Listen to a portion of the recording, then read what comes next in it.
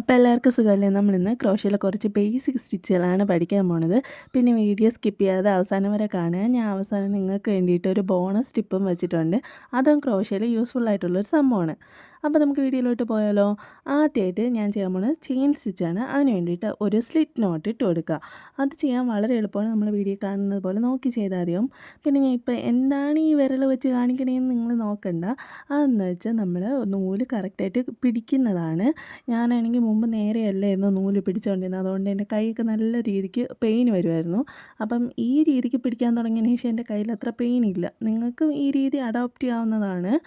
പിന്നെ ഒരുപാട് ഇറുക്കിയൊന്നും നൂല് പിടിക്കരുത്. കാരണം പിടിക്കുന്ന സമയത്ത് നമ്മളിങ്ങനെ വലിക്കുമ്പോഴൊന്നും നൂല് കറക്റ്റായിട്ട് വരില്ല. അപ്പോൾ ഇനി നമുക്ക് എങ്ങനെയാണ് ചെയിൻ സ്റ്റിച്ച് ചെയ്യണമെന്ന് നോക്കിയാലോ. ആദ്യം നമ്മൾ ഈ സ്ലിറ്റ് നോട്ടിനുള്ളിൽ കൂടെ ഹുക്ക് കടത്തിയതിന് ശേഷം നമ്മൾ നൂല് ഈ ഹുക്കിന് മുകളിൽ കൂടി ആക്കി പുറത്തോട്ട് വലിക്കുകയാണ് ചെയ്യുന്നത്. അത് നിങ്ങൾ വീഡിയോ കാണുന്നത് പോലെ ചെയ്താൽ മതിയാവും. പിന്നെ നിങ്ങൾ ഹുക്കിനടിയിൽ കൂടെയാണ് നൂല് പുറത്തോട്ട് വലിക്കാൻ ശ്രമിക്കുന്നതെങ്കിൽ ഒരിക്കലും ചെയിൻ സ്റ്റിച്ച് കറക്റ്റായിട്ട് കിട്ടില്ല. ഇനി അടുത്ത് ചെയ്യാൻ പോണത് ക്രോഷ്യയിലെ പ്രധാനപ്പെട്ട ഒരു സ്റ്റിച്ചായ സിംഗിൾ ക്രോഷ്യയാണ്. അതിന് വേണ്ടിയിട്ട് ആദ്യം നമ്മൾ ചെയിൻ സ്റ്റിച്ച് തന്നെ ബേസായിട്ട് ചെയ്യുക. അതിനുശേഷം രണ്ടാമത്തെ ലൂപ്പിൽ വേണം നമ്മൾ ഹുക്ക് ഇൻസെർട്ട് ചെയ്യാൻ. ആദ്യത്തേലല്ല, രണ്ടാമത്തെ ലൂപ്പിൽ വേണം ഹുക്ക് ഇൻസെർട്ട് ചെയ്തിട്ട് നമ്മൾ നൂല് പുള്ള് ചെയ്തെടുക്കാൻ. അപ്പോൾ നമുക്ക് ഇതുപോലെ 2 ലൂപ്പ് ഈ ഹുക്കിൽ കാണാൻ പറ്റും. ആ 2 ലൂപ്പിനുള്ളിൽ കൂടെ വേണം നമ്മൾ അടുത്ത ഈ നൂല് വലിച്ച് പുറത്തോട്ട് എടുക്കാനായിട്ട്. പിന്നെ നിങ്ങൾ ഈ വീഡിയോ കാണുന്നത് പോലെ ചെയ്താൽ മതിയാവും. വളരെ എളുപ്പമാണ് ഇത് ചെയ്യാനായിട്ട്.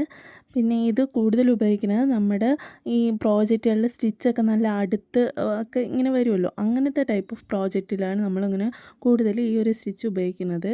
ഇനി നമ്മൾ അടുത്ത് പഠിക്കാൻ പോണത് ഹാഫ് ഡബിൾ ക്രോഷ്യയാണ്. ക്രോഷ്യയിലെ പ്രധാനപ്പെട്ട അടുത്തൊരു സ്റ്റിച്ച് അതാണ് നമ്മുടെ half double crochet. Single crochet പോലെ തന്നെയാണ് ഇതും. രണ്ടാമത്തെ കണ്ണിയിൽ തന്നെയാണ് ഹുക്ക് ഇൻസെർട്ട് ചെയ്യണത്. പക്ഷേ ഹുക്ക് ഇൻസെർട്ട് ചെയ്യുന്നതിന് മുന്നേ നമ്മൾ ഹുക്കിലൊരു എക്സ്ട്രാ ഒരു ലൂപ്പും കൂടെ ക്രിയേറ്റ് ചെയ്ത് കൊടുക്കുക. നമ്മൾ ഈ വീഡിയോ കാണുന്നത് പോലെ ചെയ്താൽ മതിയാവും. അതിനുശേഷം ആ രണ്ടാമത്തെ ലൂപ്പിൽ കൂടി ഇൻസെർട്ട് ചെയ്ത് നൂല് പുറത്തോട്ട് വലിച്ചെടുക്കുക. അപ്പോൾ നമുക്ക് ടോട്ടല് 3 ലൂപ്പ് നമ്മുടെ ഹുക്കിൽ കാണും. ഈ 3 ലൂപ്പിനുള്ളിൽ കൂടെ വേണം നമ്മൾ ഈ ഒരു നൂല് വലിച്ച് പുറത്തോട്ട് എടുക്കാനായിട്ട്. പിന്നെ നിങ്ങൾ ഈ വീഡിയോ കാണുന്നത് പോലെ കറക്റ്റായിട്ട് സ്റ്റെപ്പ് ഫോളോ ചെയ്ത് കറക്റ്റായിട്ട് ഹാഫ് ഡബിൾ ക്രോഷ്യ ചെയ്യാൻ പറ്റും. പിന്നെ ഒരു ശ്രദ്ധിക്കേണ്ട കാര്യം എന്ന് വെച്ചാൽ ഈ സിംഗിൾ ക്രോഷ്യയും ഹാഫ് ഡബിൾ ക്രോഷ്യയും നമ്മൾ തിരിഞ്ഞു പോകാനുള്ള ചാൻസ് വളരെ കൂടുതലാണ്. കറക്റ്റായിട്ട് നമ്മൾ അത് ചെയ്ത് പഠിച്ചില്ല എങ്കിൽ ഈ സിംഗിൾ ക്രോഷ്യ ചെയ്യേണ്ടടുത്ത് ഹാഫ് ഡബിൾ ക്രോഷ്യയും ഹാഫ് ഡബിൾ ക്രോഷ്യ ചെയ്യേണ്ടടുത്ത് സിംഗിൾ ക്രോഷ്യയും ചെയ്ത് വെക്കും. അതുകൊണ്ട് അത് ശ്രദ്ധിക്കുക. ഇനി അടുത്ത് ചെയ്യാൻ പോകുന്നതാണ് ഡബിൾ ക്രോഷ്യ. ഡബിൾ ക്രോഷ്യ ചെയ്യുമ്പോൾ ഹാഫ് ഡബിൾ ക്രോഷ്യ പോലെ തന്നെ എന്ന് പറയാൻ പറ്റില്ല. എന്നാലും ചെറിയൊരു സാമ്യം എന്ന് വെച്ചാൽ ഈ ഹുക്ക് ഇൻസെർട്ട് ചെയ്യുന്നതിന് മുന്നേ നമ്മളൊരു ലൂപ്പ് ഈ ഒരു ഹുക്കിൽ ക്രിയേറ്റ് ചെയ്ത് കൊടുത്തിട്ട് നമ്മൾ ഹുക്ക് ഇൻസെർട്ട് ചെയ്യുന്നത് 3ാമത്തെ ലൂപ്പിലാണ്. 2ാമത്തെ ലൂപ്പിലല്ല, 3ാമത്തെ ലൂപ്പിലാണ് ഹുക്ക് ഇൻസെർട്ട് ചെയ്യണത്. ഈ ഹുക്ക് ഇൻസെർട്ട് ചെയ്ത് പുറത്തോട്ട് നൂല് പുള്ളി ചെയ്തെടുത്ത് കഴിയുമ്പോൾ നമുക്ക് 3 ലൂപ്പ് ഈ ഹുക്കിൽ കാണാനായിട്ട് പറ്റും. ഈ 3 ലൂപ്പിൽ ആദ്യത്തെ 2 ലൂപ്പിൽ മാത്രം നമ്മൾ അടുത്ത നൂല് വലിച്ച് എടുക്കാൻ പാടുള്ളൂ. അതിനുശേഷം നമ്മൾ നോക്കുമ്പോൾ ഹുക്കിൽ 2 ലൂപ്പ് കാണും. ആ 2 ലൂപ്പിൽ വേണം ഇനി അടുത്ത നൂല് നമ്മൾ പുള്ളി ചെയ്തെടുക്കാനായിട്ട്. ഞാൻ ഇങ്ങനെ പറയുമ്പോൾ നിങ്ങൾക്ക് മൊത്തത്തിൽ കൺഫ്യൂഷൻ ആയിരിക്കും. നിങ്ങൾ വീഡിയോ കാണുന്ന ഓരോ ഇൻസ്ട്രക്ഷൻ അതുപോലെ ചെയ്താൽ മതിയാവും. വളരെ എളുപ്പമാണ് അത് ചെയ്യാനായിട്ട്. ഈ ഒരു സ്റ്റിച്ച് ഉപയോഗിക്കുന്നത് ഈ സ്റ്റിച്ചിൻ്റെ ഹൈറ്റ് ഒന്ന് ഇത്തിരി കൂട്ടാൻ വേണ്ടിയിട്ടാണ്. ഇത് സിംഗിൾ ക്രോഷ്യയും ഹാഫ് ഡബിൾ ക്രോഷ്യയും അപേക്ഷിച്ച് നോക്കുമ്പോൾ കുറച്ച് ഹൈറ്റ് കൂടുതലാണ് ഈ ഒരു സ്റ്റിച്ചിന്. പിന്നെ എനിക്ക് ഈ വീഡിയോ ഇഷ്ടപ്പെട്ട ലൈക്ക് ചെയ്യാൻ മറക്കല്ലേ. അടുത്തെന്ത് വീഡിയോ ആണെന്ന് കമൻറ്റ് ചെയ്യുക. പിന്നെ ഇതുപോലത്തെ വീഡിയോസിനൊക്കെ വേണ്ടി ചാനൽ സബ്സ്ക്രൈബ് ചെയ്യുക. പിന്നെ ഇനി നമുക്ക് തിരിച്ച് നമ്മുടെ വീഡിയോയിലോട്ട് വരാം. അടുത്ത് നമ്മൾ ചെയ്യാൻ പോകുന്നതാണ് നമ്മുടെ ട്രിപ്പിൾ ക്രോഷ്യ. പിന്നെ ട്രിപ്പിൾ ക്രോഷ്യ ചെയ്യാനും വളരെ എളുപ്പമാണ്. ഇവിടെ എന്ന് പറയുന്നത് 4ാമത്തെ ലൂപ്പിലാണ് നമ്മൾ ഹുക്ക് ഇൻസെർട്ട് ചെയ്യണത്.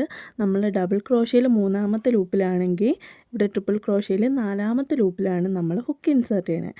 ഹുക്ക് ഇൻസെർട്ട് ചെയ്യുന്നതിന് മുന്നേ ഹുക്കിൽ നമ്മൾ 3 ലൂപ്പ് ക്രിയേറ്റ് ചെയ്ത് വയ്ക്കണം. അത് നിങ്ങൾ വീഡിയോ കാണുന്ന പോലെ ചെയ്താൽ മതിയാവും. എന്നിട്ട് ഹുക്ക് ഇൻസെർട്ട് ചെയ്ത് നമ്മൾ നൂല് പുറത്തോട്ട് പുള്ളി ചെയ്തെടുക്കുക. അപ്പോൾ നമുക്ക് മൊത്തത്തിൽ 4 ലൂപ്പ് നമ്മുടെ ഹുക്കിൽ കാണാൻ പറ്റും. അതിനുശേഷം ആദ്യം കാണുന്ന 2 ലൂപ്പിൽ കൂടെ വേണം നമ്മൾ നൂല് പുറത്തോട്ട് പുള്ളി ചെയ്തെടുക്കാൻ. അപ്പോൾ നമുക്ക് ഹുക്കിൽ 3 ലൂപ്പ് കാണാൻ പറ്റും.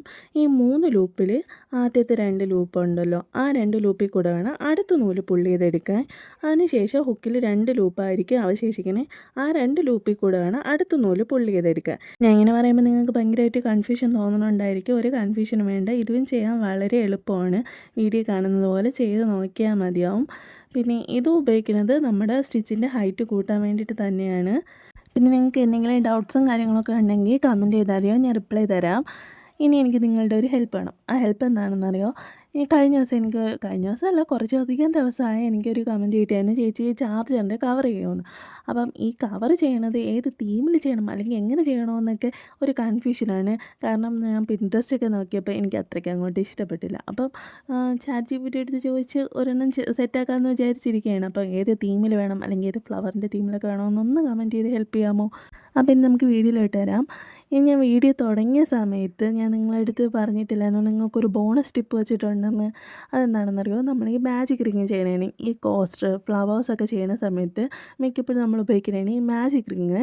നിങ്ങൾ ഈ വീഡിയോ കാണുന്ന ഇൻസ്ട്രക്ഷൻ അതേപോലെ ഫോളോ ചെയ്ത് കഴിഞ്ഞാൽ മാജിക് റിങ് നിങ്ങൾക്ക് എളുപ്പത്തിൽ ഉണ്ടാക്കാൻ പറ്റും.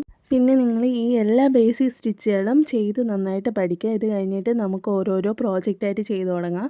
ആദ്യം ചെറിയ ഫ്ലവേഴ്സ് എന്നൊക്കെ തുടങ്ങിയിട്ട് നമുക്ക് വലിയ വലിയ പ്രോജക്റ്റിലോട്ട് പോകാം. എങ്ങനെയാണെന്ന് വെച്ചാൽ നിങ്ങളുടെ അഭിപ്രായം ഒന്ന് കമൻറ്റ് ചെയ്താൽ മതി. പിന്നെ എനിക്ക് നിങ്ങളുടെ അടുത്ത് ഒന്നും കൂടെ ഓർമ്മിപ്പിക്കാനുള്ളത്, ആദ്യം ഫാൻസി ആണിൽ ചെയ്ത് പഠിച്ചിട്ട് നിങ്ങൾ അക്രിലിക് ആണിലോട്ട് മാറുന്നതാണ് നല്ലത്. അപ്പോൾ അടുത്ത വീഡിയോ കാണാം.